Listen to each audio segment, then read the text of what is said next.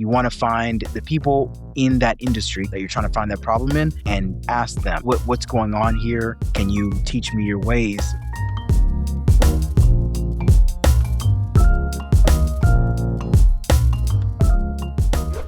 What's up, everyone? Welcome back to the Startup Storybook Podcast. I'm Turner Ray, here with my friends Daniel and Wes. And today our guest is Olkaris Marandu. He is a senior at Auburn University studying business management and is the owner of Glory EV Charging. Olkaris, welcome. Thanks for coming on today. Thanks for having me. Thanks for the opportunity to be on your podcast.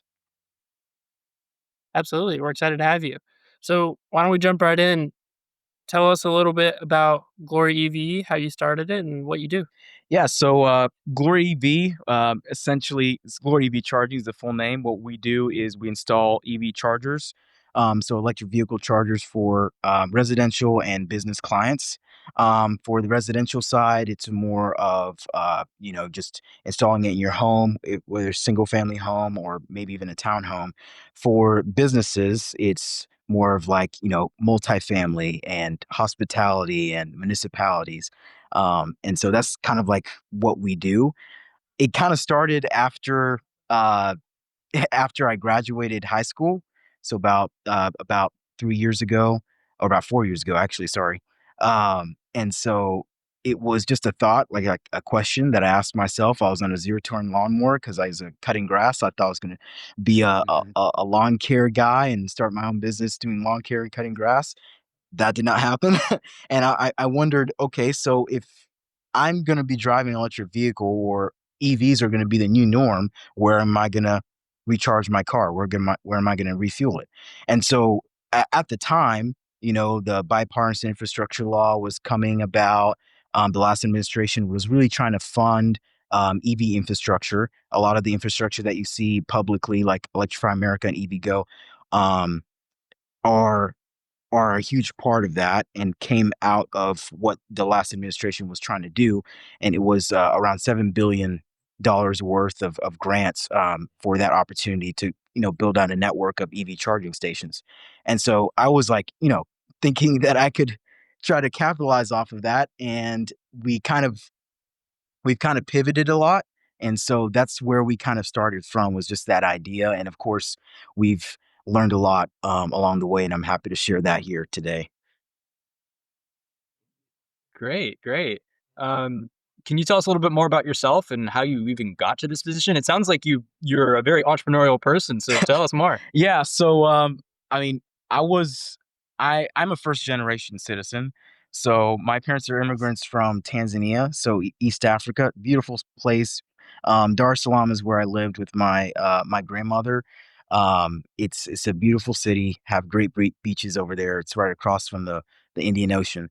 And so it's about 3 years. I stayed there in my early childhood, and most of my life I've lived in Alabama, in the United States. And so it's I didn't have much growing up, but I had enough, myself and my siblings and my family, But ever since I was 12, I was always intrigued about, having your own business, being independent, wanting to create something out of nothing. And that was like something that I was like, oh man, I got to do that. I got to try that out. And so it didn't really come out about immediately, obviously, because I was 12 then, I'm 22 now. So, but I was really thinking of different ways that I could be able to make an impact in the community, and also be able to create something that hasn't really existed yet, or something that needs to be able to fulfill a certain problem. Um, I'm also an artist, so ever since I could remember, myself and all my siblings, we all like to draw, and my thing has been sketching, realism, portraits, and all that stuff. So I haven't really found a way to necessarily monetize that. I just really like, it's more therapeutic for me. I really like to keep it to myself a little bit, at least nowadays. So I don't do it as much as I ought to, because I'm doing school and doing everything, doing business, and so I really enjoyed that. And I think that creative side has helped me as an entrepreneur, whether it's like creating graphics or thinking of like a marketing it's really been helpful to kind of fuel that entrepreneurship within myself. I'm also in the Alabama National Guard. And also, Oh, yeah, I'm also a cadet in the Auburn University Warrior Battalion. So I'm in the RTC program. And so it's been very rewarding to be able to um, one, obviously, they have a lot of benefits and opportunities to help people who want to be able to have an education. Of course, you have to serve a commitment, but at the same time, you learn a lot along the way. And the discipline that I've been able to learn, not just from my parents, but also from the military side, has been extremely helpful to kind of, fuel the drive that I have to be able to get what I want to what I want to get from this business and from the startup. So yeah. absolutely. And also at Auburn, you're part of the is it the entrepreneurship center there? And then I know they do the new venture competition as well, Yes. right? Yes. Yeah, that's a good point. So yeah, I'm part of the New Venture Accelerator. So that's where I am right now. I'm in one of these conference rooms. And so it's been a great opportunity that I have been able to take part in.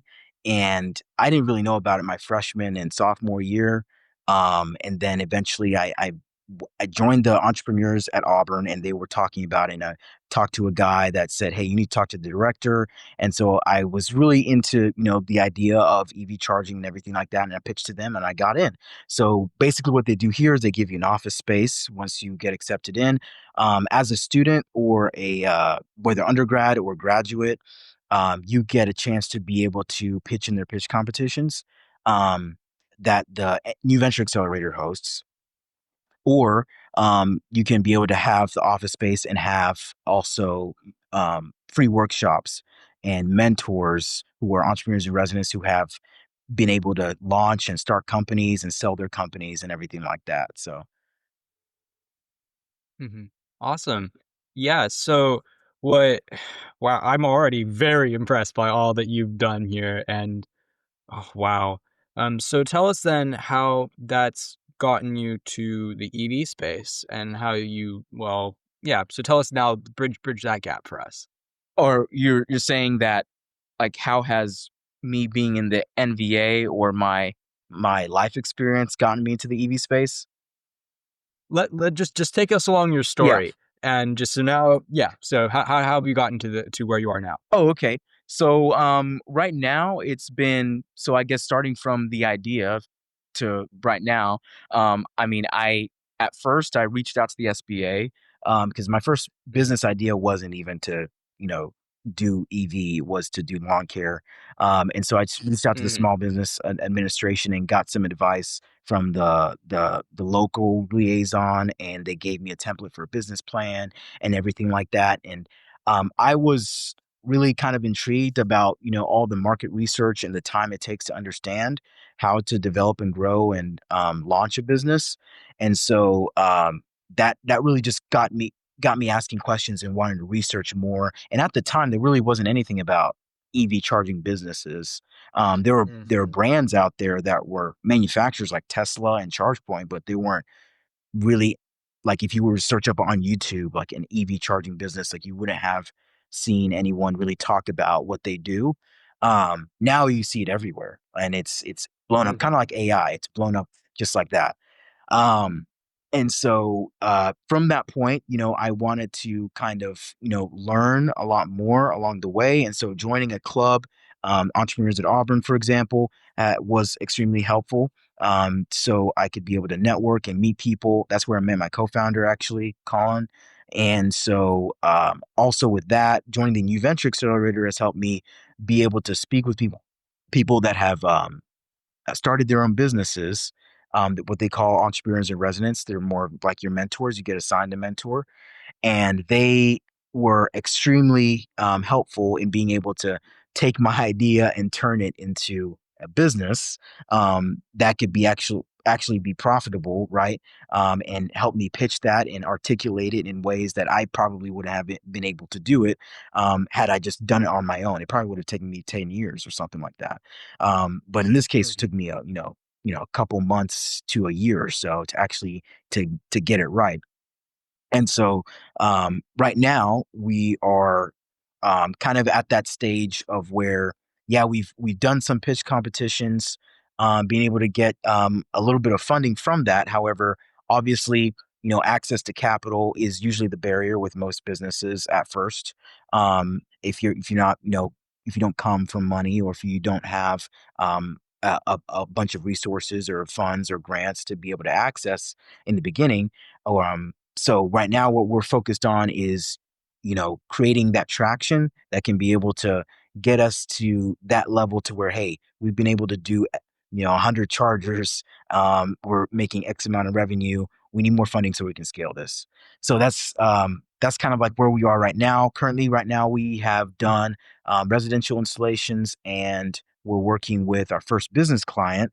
They're actually up in Arkansas, or I guess up from here, and they have hotels, and we're installing EV chargers for them.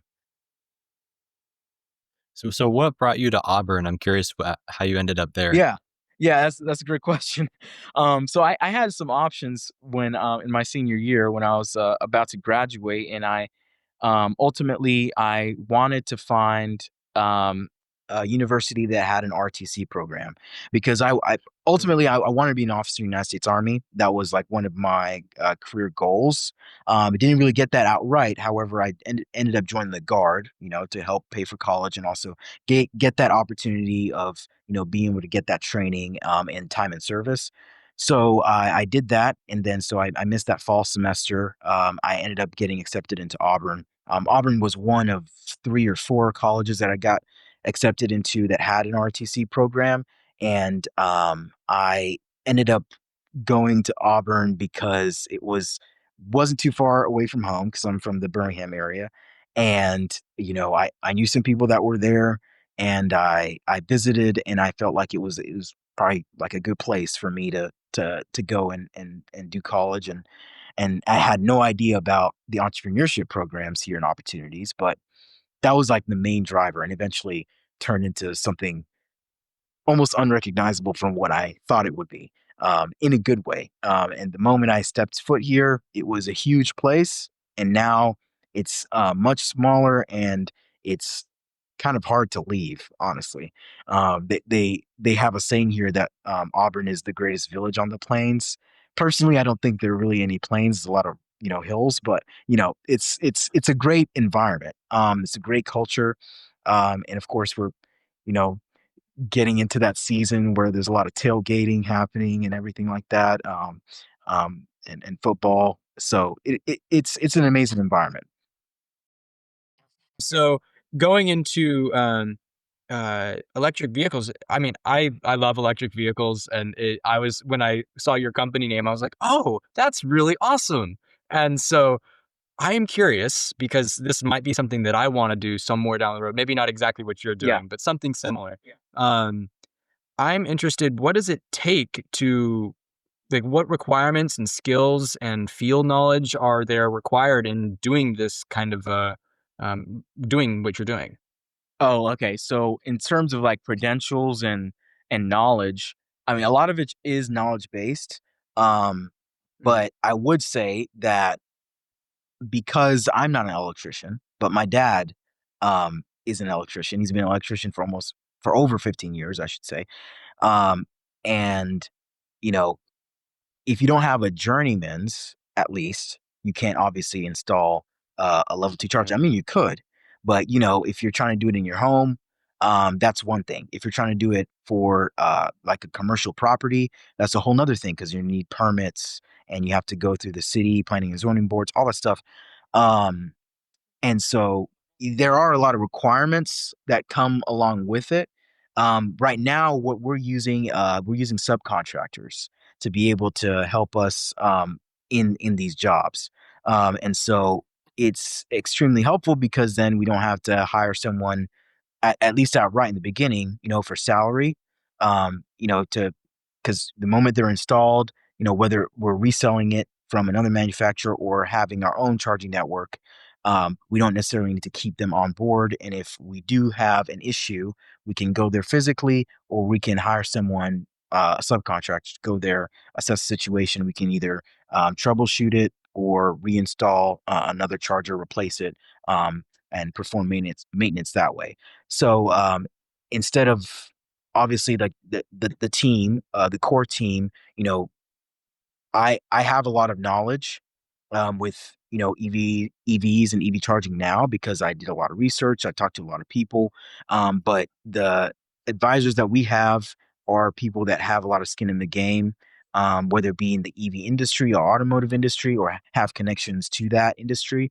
And so that's kind of like in the beginning stages, it was very hard to kind of figure this all out because I had no idea what piece parts needed to, come together to make these things happen. And so yeah, that's kind of like what is that that's what comes along with it, I guess, for us to be able to install an EV charger. Of course, in the beginning, you want to have like the once the client contacts us or we try to contact them to install one, you know we want to have that site assessment, want to see if they have that capacity in their panel, or if they need any electrical upgrades, and then from that point on, we can give them advice on what chargers are probably best for them and what necessarily in their situation do they need, like for a residential installation that's fairly simple compared to a commercial one. Essentially, if they have a garage, we can install in their garage. If not, then we can put it on a pedestal and wire it up that way. Um, and they can be able to pull up and charge, overnight. There's a lot of other knowledge that comes with it too that can not just be beneficial for us but beneficial for the client. So there's a lot of rebates and incentives out there, like let's say, like for instance, if you wanted to have an EV charger installed at where you live, or for you to be able to drive electric, that utilities offer to lower your rate on your utility bill from 9 a.m. to 5 p.m., for example, or yeah, 9 p.m. to 5 a.m., for example, and that significantly lowers the rate so that you can be able to charge your car and not spend loads of money, right? And it affects your utilities. And then, of course, there are also rebates to installing your EV charger. That, for example, the Southern Company offers a $500 rebate if you install an EV charger at your home. And so it's the same. It's also there's another program for businesses. It's of course a lot more substantial amount of money, but that there are also other opportunities out there that we can be able to help along with the services that we already offer. We can help the client with. So forgive me if y'all touched this while I was gone, but what's your Yeah. kind of structure with uh, how what types of charger you use? So do you have like deals with each different kind of manufacturer? And then you said they're installed by subcontractors. So how do y'all get the work that y'all find into the subcontractors' hands? Yeah, that's a great question. So currently, right now, we are a certified installer for Tesla and a reseller for them as well. And then recently, we just um, are have become a reseller for Zeal Energy. So they have their own, proprietary patented technology. They're using another manufacturer's charger, but they have their own technology on their charger that they fit it with. Um, and so we get incentivized for certain manufacturers. They have their own ways of doing it, whether it's, X amount of revenue share, or if it's just, promoting us on their website that we're an installer for them, or a commission. And so that's kind of like how it works. Right now, we're primarily focused on level two charging. So basically, there's three levels of charging currently. There's level one, two, and three. One is more of just like you can plug it into a normal washer dryer outlet, and so that can get you, depending on the battery, around 3 to 10 miles of range an hour, give or take. It just depends on your battery. And then for level two, that's a lot higher, right? So you're thinking about maybe 30 miles per hour or more. And then for level three, that's like you can be able to charge your car in about 30 minutes to an hour, depending on if there's another car charging alongside of you, then that output gets cut in half. So right now we're just focused on level 2 charging, and there's a lot of obviously manufacturers out there that are installing or selling their chargers. A lot of them aren't necessarily selling them like outright online. For us, it's a lot more inexpensive for us to just buy from the distributor because they have contracts with them, and so that's kind of like how that is, kind of how it's working. And so the last question you were mentioning about subcontractors, so we kind of have created a sales funnel, and so with any tech that your sales company, and that's what I'm kind of labeling us as or comparing us to, in the beginning stages, you want to have awareness. You want to spread awareness, right? And so you want to have as many channels as you can, to be able to get that awareness in. Now, that doesn't mean that every single channel, whether it be through online ads or it be through podcasts or it be through networking, they may not all be the best fit, but at least you're spreading awareness, and because other people have connections, and so from there we are qualifying those leads, and in different ways, right? And then from once we've qualified those leads, we can be able to kind of like work with them and assess that, hey, okay, this person wants an EV charger. We can be able to do X, Y, Z for them, and let's go ahead and get started. Where are they located? All right, this guy is located in this area. Let's say Atlanta. We have subcontractor over there that we've already pre-vetted. Same thing with the equipment that we use. The chargers that we use are pre-vetted, and they're certified, right? They're installers and trained, and they know what they're doing. We've we send them to them. Obviously, we're handling everything, but for the labor and the installation, they're handling it. And the charger is installed, and we commission it, and it's operating, it's functional. If it's a business charger commissioning it. So you guys are essentially the middleman. I, Yeah. I would say we're integrators. Middleman is like a Right. essentially Mhm. kind of, but not necessarily. We are providing a solution. We're a charge point operator. We are providing a solution for something that is required and necessary. Um, having there's a lot of middlemen in any business, but I would say that we are bringing together, a workforce that's already existing, whether it be electricians or engineers, and then we're bringing in software that has already been created and or hardware that's already being created, and putting that together to be able to provide a solution. So I mean, I wouldn't necessarily go that far, but we're kind of close to it. Yeah. And I don't say that No, yeah, negatively. yeah, yeah, I was yeah, just yeah, yeah. I yeah, understand, but like yeah.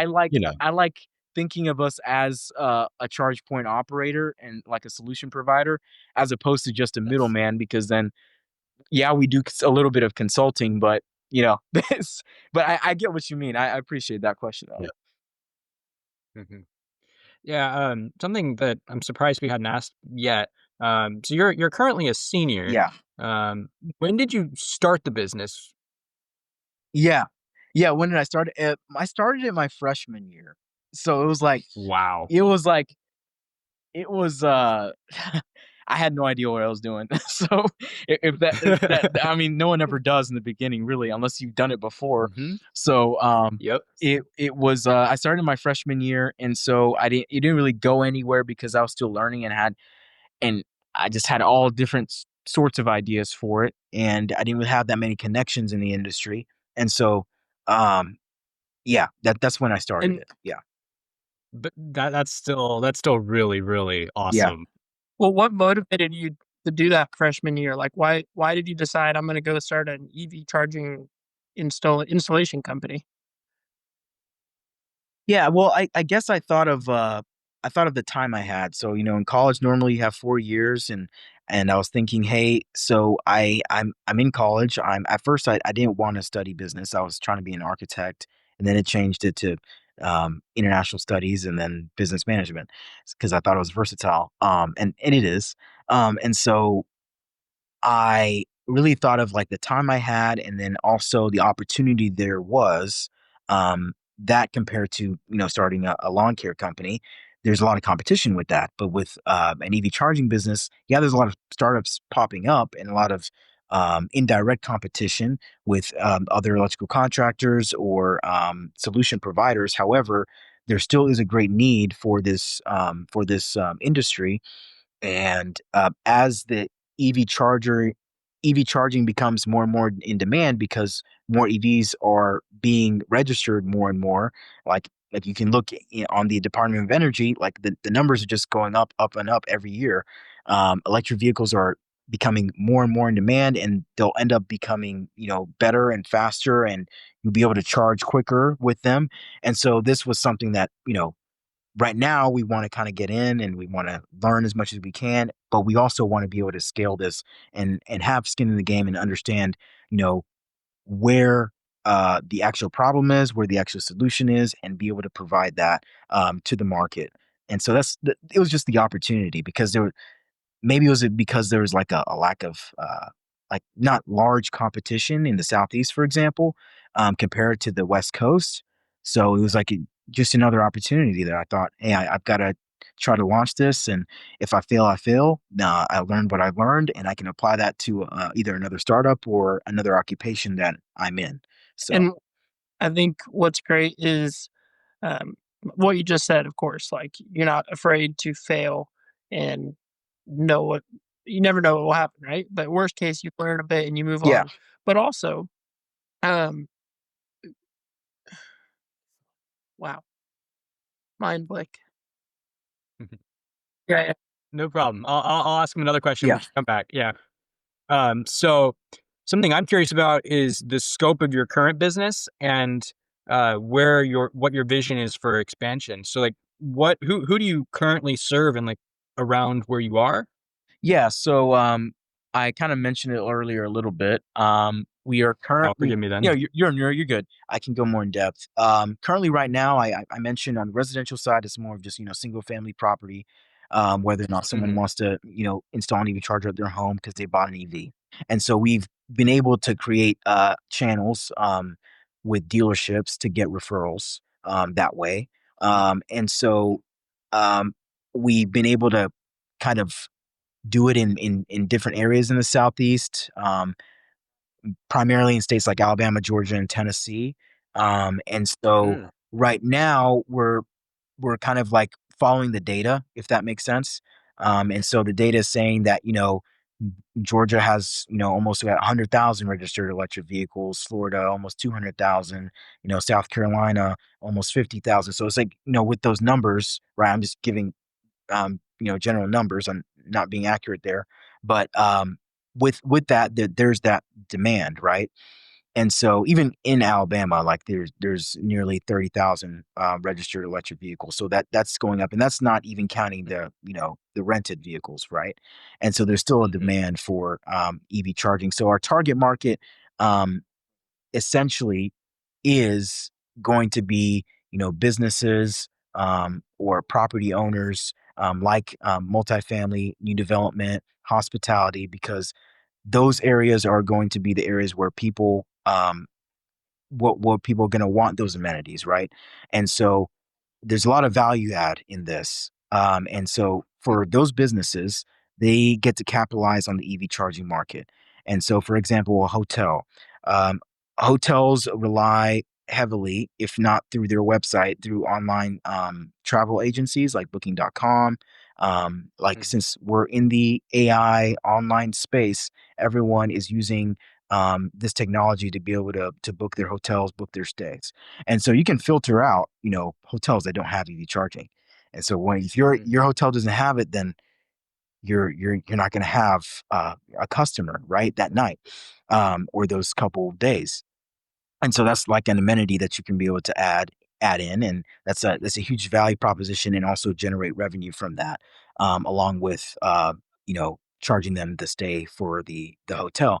For apartment complexes, it's the EV charging amenity is kind of like your pool, your gym, and everything else.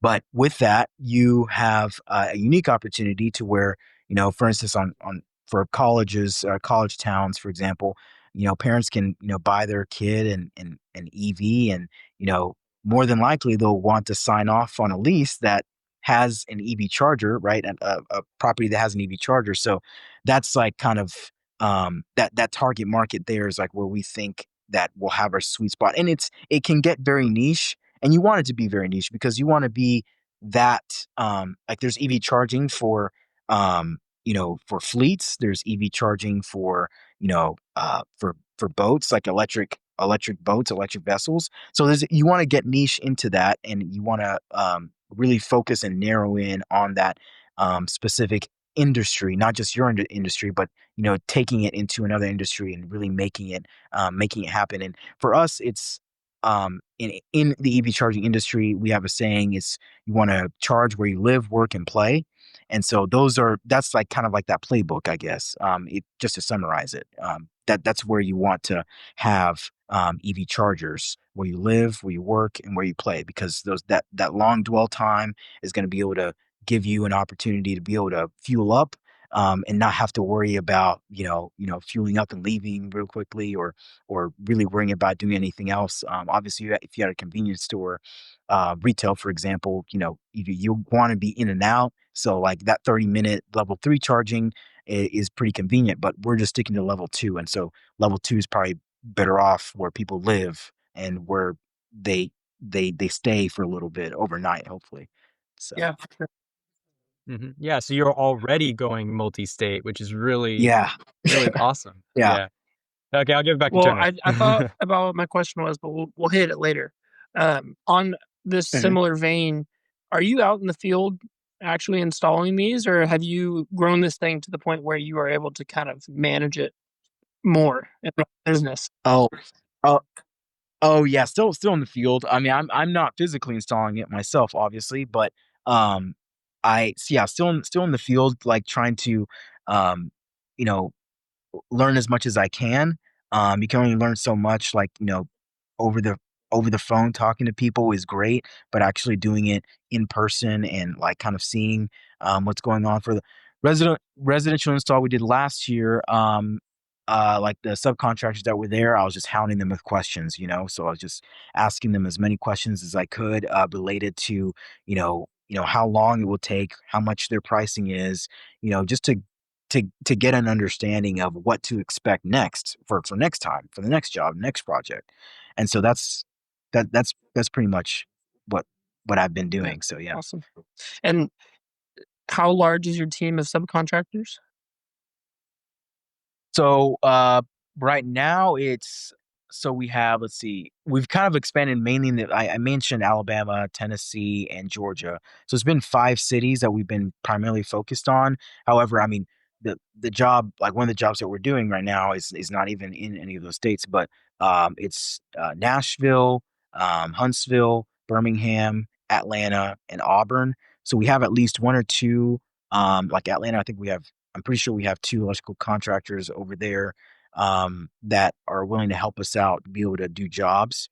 And so kind of that's the amount roughly we're looking at. Now, if we have like for instance a project that is happening in let's say Texas or in California, yeah, we're gonna you know do all we can to be able to find a vetted electrician, and get their information, and have everything organized and aligned, and have expectations and a scope of work set up so that we can be able to do those projects in that area as efficiently and as quickly as we can. So yeah, just I mean that's all it is in the startup world. It's just trying to be agile, and we pivot a lot, a lot. So that you just gotta maintain Yeah, flexibility for sure. that way. And then on Mhm. your team with Glory EV, do y'all have is it Yeah. just you, or do you have a team? Yeah, so I have a co-founder, Colin, and then I have interns that I've kind of hired, like in certain semesters, like if like it's getting a little bit too busy, and I kind of need them to do specific job. I've learned early on that not to like, especially an unpaid intern, don't like give them a bunch of stuff. So I just kind of give them one specific project, stick to that, work on it for a few weeks, and then get back to me. things that are like low priority, for example. So I've worked with about 3 of them, onboarded one, last month, for engineering. She's an electrical engineer, and then, um, we have some advisors from the New Venture Accelerator and also other individuals that have had their own businesses. For example, there is one that he just recently exited. He had a business in energy in the energy space, installing solar panels, EV chargers, and all that stuff. And he's been able to be extremely helpful in getting me to understand this space and what to expect and how to do certain things, and it's been extremely helpful because I felt like for a long time I felt like a chicken without a head. So it's been really nice to have that. Having a mentor is extremely helpful. Yeah, I 100% agree. One of the ideas that we kind of have with this I won't call it a platform, but with this podcast is Yeah, um, providing access to people who want to start their own businesses, providing them access to you guys who have done it in college and kind of yeah, have a little bit more experience than someone who's a freshman and has no clue how to start even just like a lemonade stand, right? So hmm we definitely believe that that mentorship side is very powerful because you don't know what you don't know, like you said earlier, and having someone who does know tell you is extremely helpful. yes, yes, it is. So I'm curious. So are you guys? Do you guys all have like your own businesses or startups that you're either working in or started yourself, or interest in certain industries? So I have a startup called Embrace Strings. So I'm a professional musician. Mhm. I play viola in a couple orchestras around Texas. But Yeah, my business Embrace Strings is making I've actually been playing with one this whole time, custom chin wrap. yeah. This is actually like my first prototype, uh, the ugly Okay. baby, as they say. But I make custom chin rests and I'm kind of launching that business. And then this podcast, of course. Awesome. Mm. Yeah. Yeah, and this is kind of my, launching this podcast with these guys has been my kind of learning how to interact with people and start up a new thing and, learn new things that I wouldn't have done otherwise, such as video editing and maybe a little bit of graphic design, whatnot, and I love it all.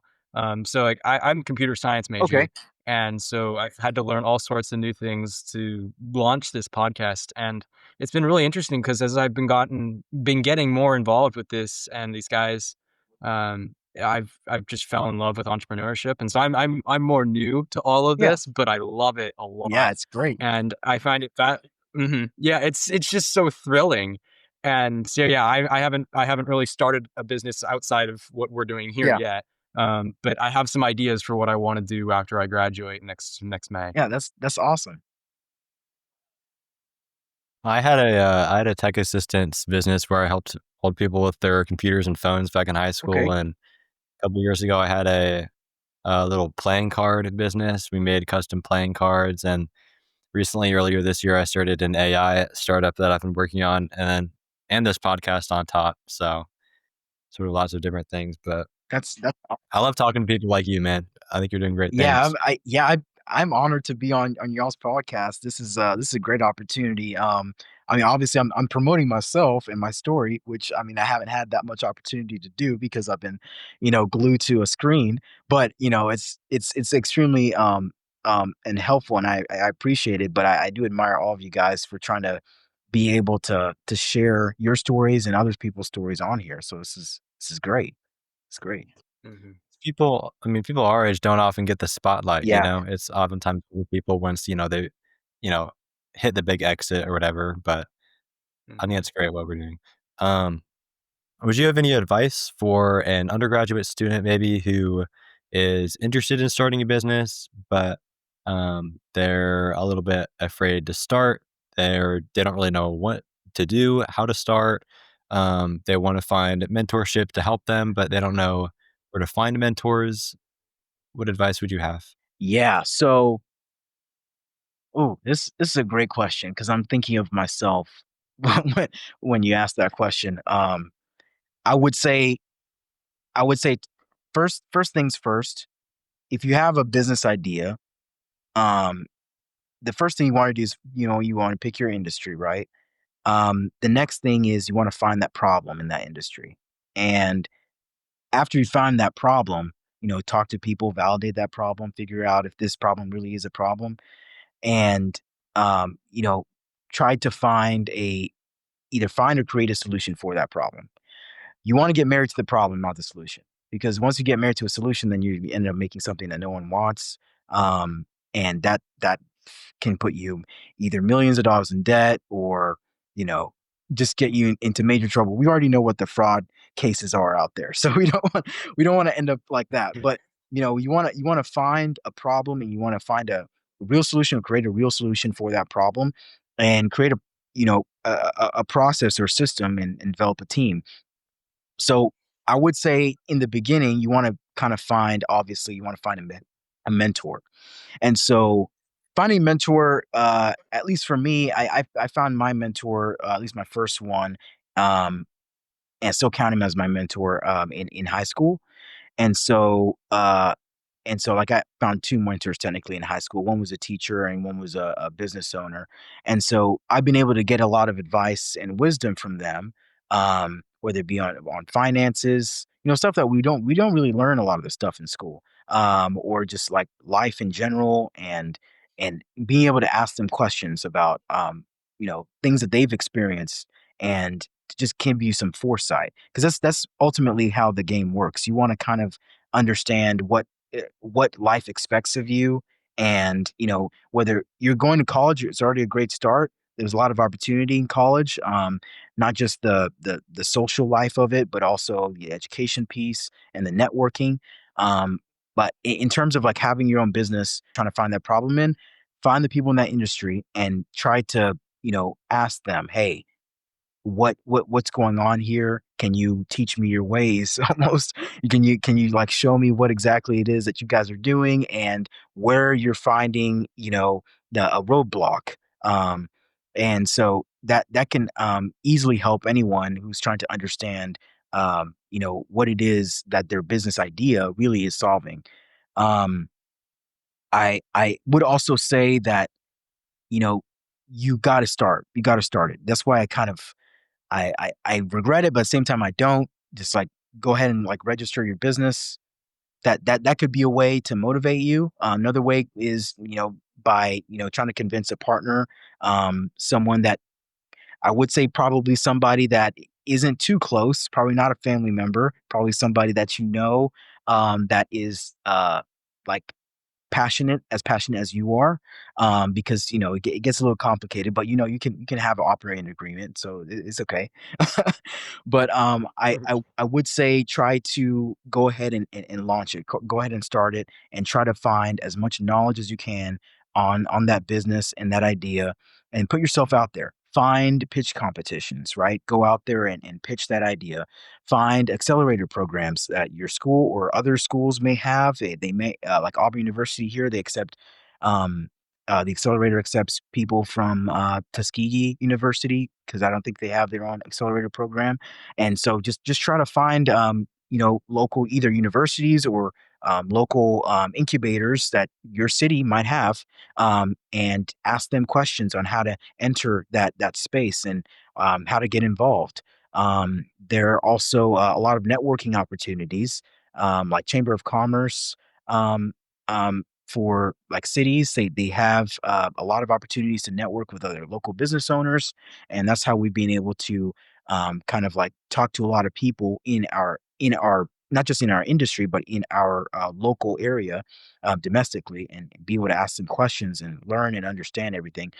There's also a lot of opportunities for you guys who are wanting to start a business, to be able to kind of learn what it takes or how it takes to be able to start a business, like what all goes with starting a business. And there's like, for example, here there's like a jump start boot camp, for business owners or non-business owners, whoever's wanting to kind of learn the ins and outs of starting a business, what bootstrapping is. Kind of like they gave us a checklist for you know uh, all that goes into idea to launching your business, um, and there's a lot of opportunities out there for just put yourself out there in the entrepreneurship space.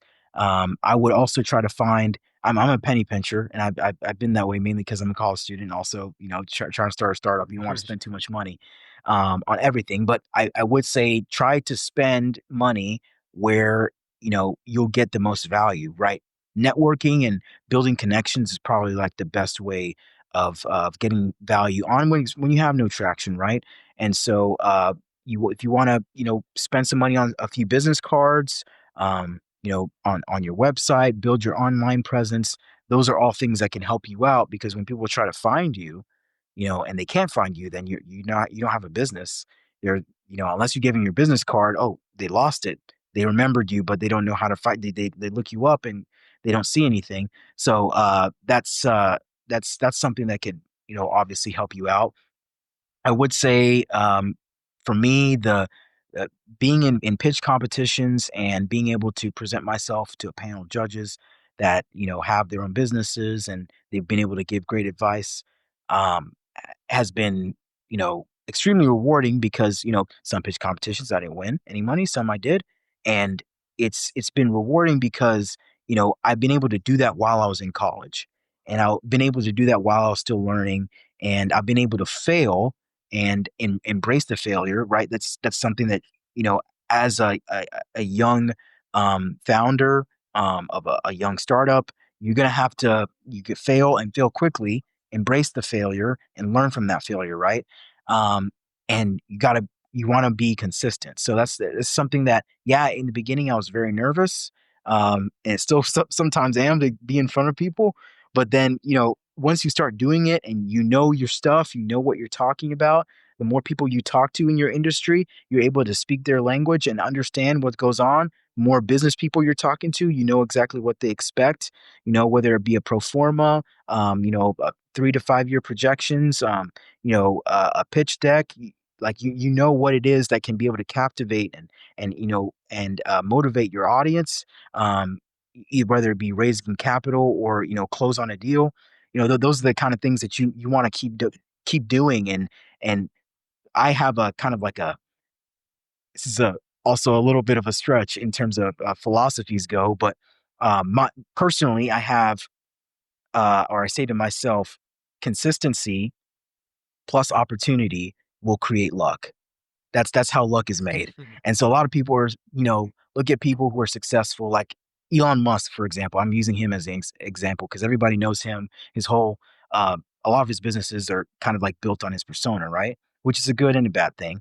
But uh, you know, he is extremely lucky, right? He's extremely lucky and he has a lot of wealth. He's built a lot of wealth. He's built a lot of, great startups that have been able to scale massively and are global companies and are doing a lot of great things. And so, but he didn't get there, just because he got lucky. He got there because he was willing to put in the work. He was willing to put in the capital. He was willing to go out there, put himself out there, probably even look stupid a couple times, lose a lot of sleep because of it. We already know the stories about him, sleeping at his factories and everything like that. And so that's like something that you're gonna have to do in the beginning because, at the end of the day, you want to have something to prove, but you won't have anything to prove if you don't put the work in. And so the more consistent you are, and that's consistent in failing, consistent in succeeding, even consistent in just having a cup of coffee with a potential investor, right? You want to be consistent in what you're trying to do, right? And opportunities will come. Sometimes those opportunities may not work out, but more and more opportunities will come, and eventually you'll start to spot the real opportunities that are in front of you that will be able to help you, build and develop the business or the life you're trying to live. And ultimately, that'll be your lucky star. That will be the luck that everyone sees outwardly. And so you gotta put in the work. You just gotta keep fighting, gotta keep pressing on. But if you're having a business idea and or you want to start a business and you're a freshman, and you're in college, or you're in college and you're just trying to start a business, go ahead and start that business. You don't necessarily have to register it, but you at least want to go ahead in your mind, in your mindset. You want to find the people. Sorry, I'm rambling, but you want to find the people in that industry. You want to talk to people. You want to put yourself out there, and you want to learn very quickly, what it is you're trying to do, and how it can be able to impact the industry that you're trying to work in. Because that's all learning is. There's a book. There's one more thing. There's a book that I just finished. It's called How to Be the CEO of Your Life by Dan Lenardi. He's actually one of the entrepreneurs in residence here at the New Venture Accelerator. It's a great book, and it has a lot of his life lessons in there, and a lot of things that are just predominantly, I think, universally true. And um, he mentions in there that there's like the period in your life from your 20s to your 30s where you want to build a wealth of knowledge. That's when you're in school, for 4 years. You're probably working for your first company, getting paid, and you're just trying to learn the ins and outs of how the industry works. And the next part of that is like from your 30s to your 40s, you want to actually build, that wealth. You want to actually be able to take what you learned and apply it, and whether it be into your industry or your own startup or your business. And then from your 40s on, that's when you kind of can become like a mentor. You can kind of be able to scale your business. There's a lot of other things that I won't really get into, but uh, that's kind of just laying it out there. This kind of like how he kind of envisions, like, in terms of living your life. You can kind of split it up in those ways. Of course, you can always build a wealth of knowledge while also building and scaling a business, between your 20s and 30s. But that point was to just kind of like lay it out there and say, hey, this could be a way that to some people it's traditional, a way to be able to kind of get to where you want to be by age 40 or 50, for example. Um, and so yeah, there's a lot of life lessons there, but yeah, I'm gonna stop ranting on this. But yeah, yeah. Can you just say the name of the book and the author again? Yes, it's called Be the CEO of Your Life, by Dan Lenardi. I believe you can order it on Amazon. Um, but it's a great book. It's only 14 chapters, I believe. It's not a hard read at all. It's a great book. I highly recommend I've it. heard about it. I haven't read it, but I Great, know thank you. heard a lot about it. Okay. I really like the concepts in there. And to your point, Yeah. like it's not a hard and fast. Once you turn 30 years old, now you're building, right? Yeah. But Yeah. when you are in college and like yourself starting a business and just learning, you're not, but no one expects the business you start in college to maybe be to be what you will live on for the rest of your life or what you your life. Right. And if it is, that's amazing. And obviously you got lucky and you put in a Yeah. lot of work to get there, right? But I think just the experience and the knowledge that you gain from doing that is a great thing. Now, jumping back to my Yeah. thought from what I forgot earlier, you obviously have a lot going on. You're in the National Guard, correct? And Yeah. in school and running this business. Like, those are three very time consuming and hard, difficult things to do. And so, for the person Yeah. out there who is maybe a high achiever, right? They are taking 18 hours of classes. They are leaders in a couple of organizations. They're in a fraternity. Mm. They are doing all of these things, still want to have a social life.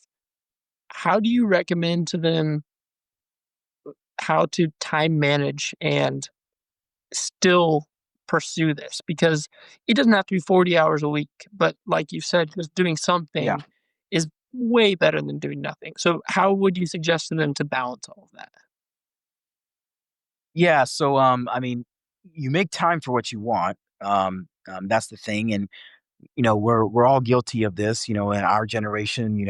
Doom scrolling is terrible thing. So I mean, that's the main reason why I deleted social media. And so, like, you want to create focus, you want to drown out the noise, and you want to create focus. And so, like, every day you want to kind of like, you know be able to achieve something, right? Whether it's going to the gym, like I'm usually on during the semester, normal semester, fall and spring, for RTC we have PT, so it's usually at like 6 o'clock in the morning. So I'm waking up at 5 and going to PT, in the morning. In this case, in the summer, I'm just going to the gym and working out on my own. But being able to kind of like balance that, you're really going to want to like really drill in, all right, what is it that I want to accomplish by the end of this week or maybe by the end of this day. And obviously, school has its own deadlines, and everybody can, or most teachers have syllabus posted online, so you can be able to see that, and you can kind of use that to help you kind of like you know you know adjust your calendar. And so, one thing that's helpful is just, setting up a Calendly link. Like, if you're trying to, meet with people and, they don't have to know that your schedule is just a bunch of classes, but you can kind of like filter that in. And anytime you want to meet with somebody, be like, hey, here's my Calendly link. Hey, just schedule a meeting with me whenever you feel like. And so that could be helpful, tools like that. So we can be able to leverage technology to help you out. Also, if you're a one man show, it's extremely hard. And I was for a little bit. And not being able to delegate and find, uh, the people to kind of like help you out can be extremely, difficult. And so that's why I'm sorry, like, I was kind of emphasizing, find resources that could help you. I mean, as a student, as undergrads, there's a lot of resources out there that can be able to, help you, whether it be building a website or be able to like get some, business cards. Like I got like 500 free business cards, from a program that I'm involved in. So it's like there's a lot of things that you can look and try to find. And if you don't find that, bless you. That if you don't find that, then that's fine. But you want to at least try to leverage as many resources as you can, especially when you're starting off, because that's that's ultimately is going to help you kind of like time manage everything. I know that may not make sense, but more time that you're spending trying to do everything yourself, like completely yourself, will be extremely draining. And I mean, I've I've felt it, like the burnout. It's not I wouldn't envy that. Burnout is really bad, and so it really kind of hurts you too on, like, the social side. Like, if you are a part of a fraternity and or if you have a lot of friends and you wanna hang out with them, on a Saturday night, but, sometimes you gotta sacrifice that, and I've sacrificed a lot of my social life in college. It's kind of tragic, but, I had to, or at least I felt I had to be able to get to a certain point. But, it's a trade-off for you don't not always have to do it, but it could be a certain time frame that you can put for yourself, set a goal, like, "Hey, all right, this is all I'm gonna prioritize." And so you just wanna commit to what you can commit, don't commit to what you can't commit. Learn to say no to sometimes you get invitations to go here, here, and here, and you just gotta say no. Like, hey, I gotta prioritize this because it's gonna help me at least learn something or help me make $1,000,000. So it's like, it's like, so you gotta prioritize yourself, your physical and mental health, and as well as what it is that you want to do and accomplish. So that's what I that's my That's advice great. on Thank that. you. I think the first thing you said is absolutely correct. Like, you make time for what you care and are passionate about. And you're Yeah. gonna go into the grueling process of starting a business, especially in college, but ever. You need to be fully committed and fully passionate behind it, or it's just gonna fizzle out and y- never really work. Yeah. Yeah, that goes into my point about being consistent. So it's like, you know, whatever gets in the way of that consistency, same thing with education, you gotta snuff it out. Sometimes it's your phone, sometimes it's friends, so although they mean well, but you gotta stay consistent, you gotta lock There in, we go. as a lot of people like to say. Yeah, that'll sum it up right there, lock in. You got to create like a life audit. Yep. And Yep. Well, and Exactly. that's something that a lot of founders will do. I've read a lot about doing a time audit on yourself, and literally tracking every minute and seeing, okay, well, I spent X percentage on, um, heck, some people are as extreme as saying, I spent 3% of my day eating. What if I made that 2%? Yeah. Like, to me, that's slightly extreme, but if you can balance it out to the point where you're like, okay, well, if I'm spending 40% of my day working on this business rather than 30%, that's going to get me 10% further than I ever would have gotten. Um, and Mhm. it's just being diligent and uh, like putting an importance on, again, what you are passionate about. So Yeah. that's great. Yeah. I agree. Well, Daniel, Wes, any other thoughts? I got I nothing know else, man. Yeah. It's been so good having you on here. Yeah, I appreciate it. for anyone who's in Alabama, kind of southeast United States, and looking for an EV charger, or they're interested in what you're doing and want to reach out, how can they find you or EV? Yeah. Yes, so you can reach out to me if you go through our website. You can be able to, reach out to me that way. You can also reach out to okay, yeah, you can also reach out to the New Venture Accelerator here. They have a phone number. You can be able to contact us. You can also Google Glory EV, and you can be able to find our address. And if you'd like to visit, so yeah, feel free to reach out that way. If you have social media, feel free to reach out. I know that that's how you guys found me through our company page. Feel free to reach out that way as well. My email is olkaris.marandu@gloryevcharging.com. So if you have any inquiries on EV charging, feel free to email me personally. But yeah, that's Awesome. Well, Olkaris, it was a pleasure. Thank you for coming on today. awesome. Thank you very much, guys, for That's hosting me. I anytime. appreciate it. Yeah. Thank you so much. Awesome. That's a wrap. Inspiring.